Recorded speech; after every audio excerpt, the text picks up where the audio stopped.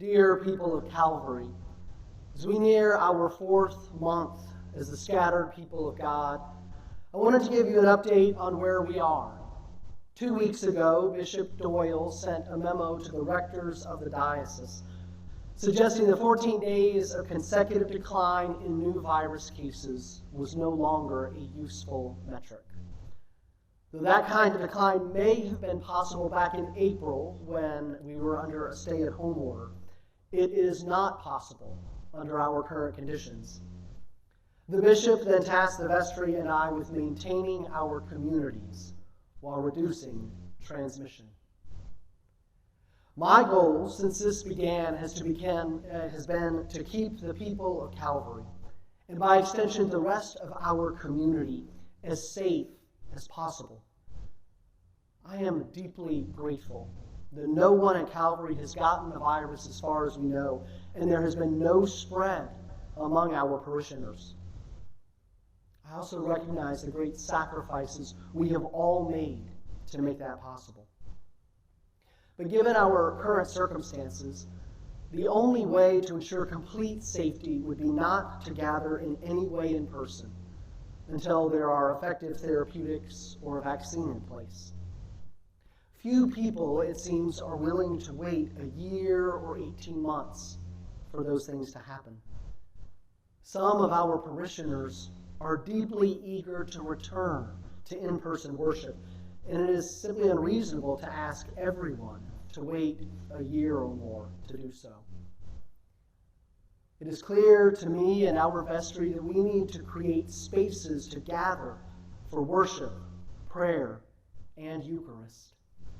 Initially, we discussed returning to the sanctuary on Sunday, August 2nd. That was almost 2 weeks ago during a special vestry meeting, before the incredible spike that we are witnessing in our county, region, and state. Last week, Bastrop County nearly doubled its number of new cases from just the week before. Travis County, our major medical provider, is one of the hottest spots in the country right now, and the hospital system may soon be at capacity.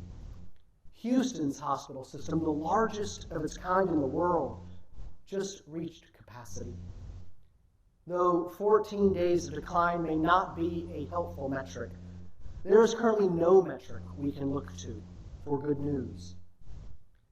Public health officials are currently saying that the safest way to gather is outside, in small groups, wearing masks and practicing social distancing.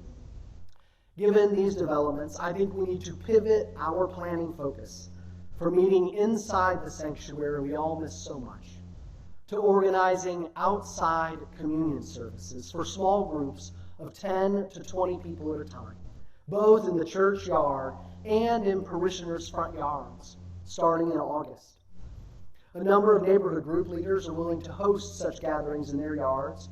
If you have a shady yard and would be willing to host a gathering like that, I'd ask you to email me at rector@cecbastrop.org.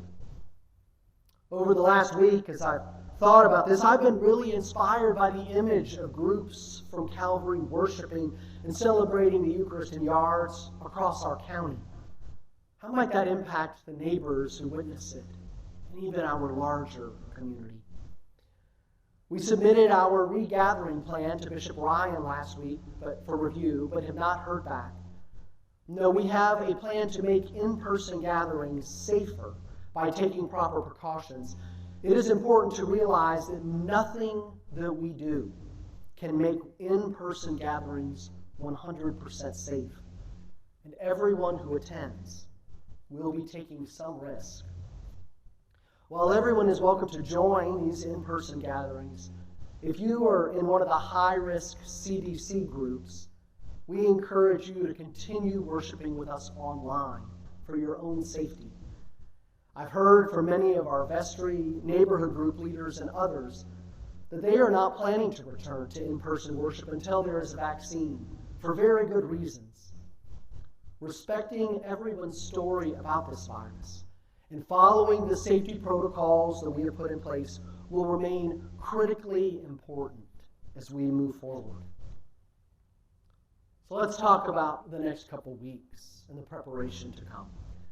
Next week, you will receive an online survey to help us understand how many parishioners are planning to attend these small group gatherings so we can plan properly. We've never done anything before like this that I'm aware of. So like any first-time experiment, there will be bumps in the road as we learn. And please know that if the numbers of new cases keep climbing week to week, we will delay regathering in person.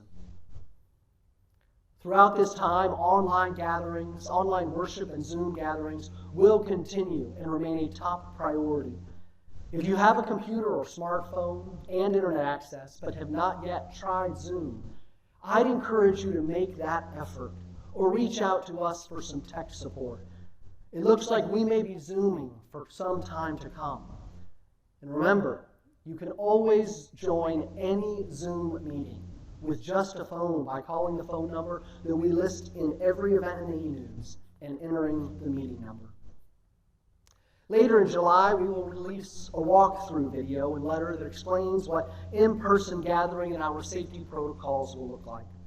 We will do our best to make things as clear as possible so you know what to expect when you show up. And all of us realize how different in-person worship is going to be from anything we've experienced in the past. Not because any of us want it to be different, but because it has to be as safe as possible. We will provide clear instructions on how to secure a spot for worship, either over the phone or online, since each gathering will have a limited number of spots. And there's a Facemask selfie contest coming up too, so you don't want to miss that. Get your favorite mask ready for the bright lights and join the fun competition. I encourage you to take time to watch these videos and read these letters.